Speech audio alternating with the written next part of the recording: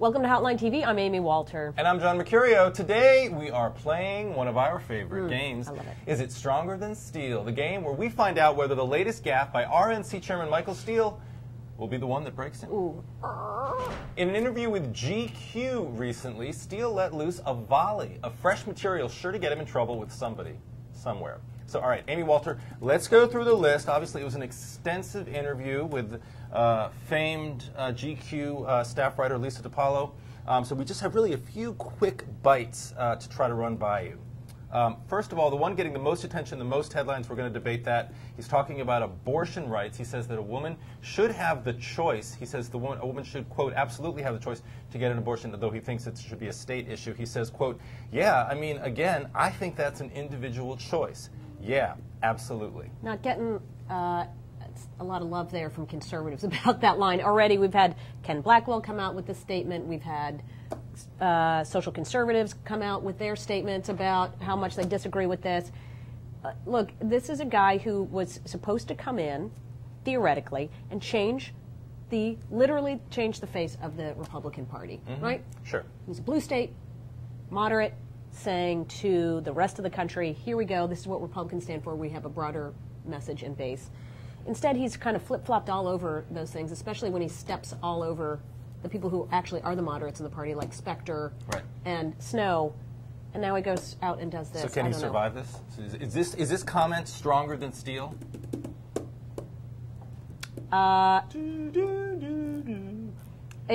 think in the end he gives enough of an out where he says, you know, I still think it's a states' rights issue, so it doesn't look like he's saying I support. Right, and I think, look, he was elected with a lot of sort of whisper campaigns going on that he was actually pro-choice. So I think there's already the implication or the understanding among these diehard conservatives, among these diehard anti-abortion activists, who already sort of know and tolerate the fact that he doesn't agree with them on that issue. So no, I think that Steele is stronger than that. All right, moving on, he also talked about a lot of Republicans, some sort of controversial Republicans. Ann Coulter, Rush Limbaugh spoke very favorably about them. Also talked about former Vice President Dick Cheney, who he said is perhaps one of the most effective and one of the most important vice presidents the nation has had, period. Period. He adds for emphasis.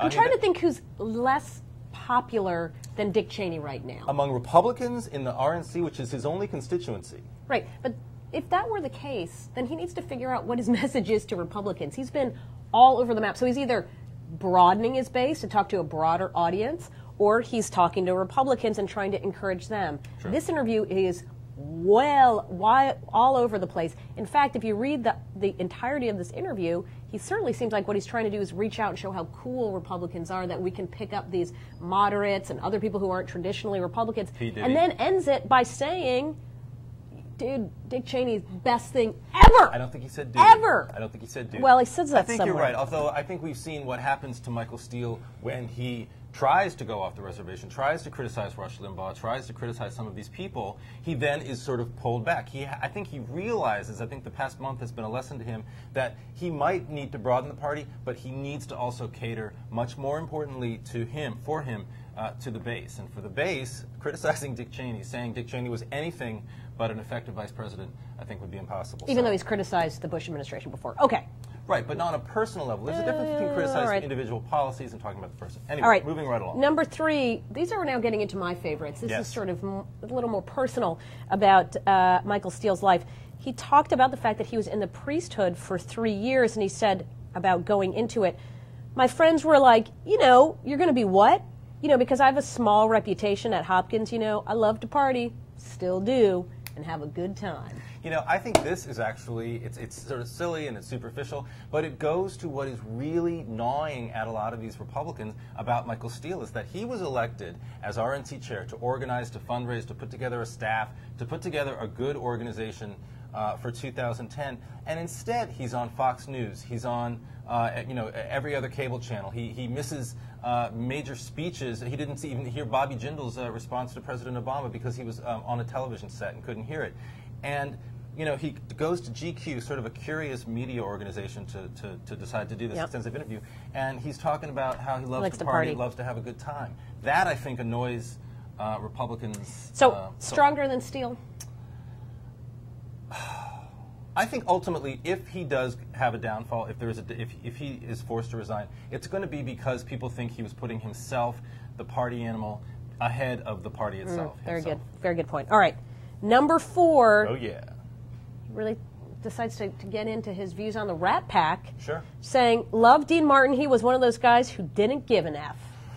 He just didn't. Life was a party. You either want a party or you don't, which goes back to your point about giving an F, partying. What's F mean? I don't know. It's A just fudge? it's just a letter in the alphabet. It is a letter in the alphabet. It's a very important letter. So, look, you put all these things together. So I think maybe what we're coming to, my conclusion at the end of this, is that the sum stronger than any one of the single parts, right?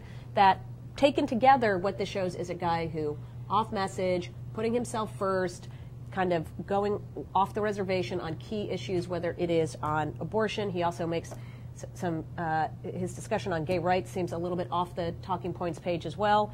That could bend him, but what will break him, and I'll say it right here, what breaks him is fundraising. Right. First, second, last. If he shows in 2 quarters that he can't raise money, if they lose a special election in New York 20 because of money. I was just going to say that. This is a campaign. If they don't get money out to New Jersey, where right now they have their best chance to pick up in a governor's race, done. And the problem, the interesting thing, or the conflict, I guess, for him is that he was elected as someone who was very charismatic, who was going to be a good spokesman, and he is. I mean, what he's doing, talking about Dean Martin, talking about being a party animal, is that he's trying to sort of obviously charm. He's on a charm offensive, and clearly that can work, but clearly that also, for him at least, has its limits. All right. Well, that was a lot of fun. Check out the article, GQ.com. Lisa DePaulo, the interviewer, very good stuff. Good friend of the show. Good friend, big friend of the show. All right. Well, that's all we have for you today. We'll see you next time on Hotline TV.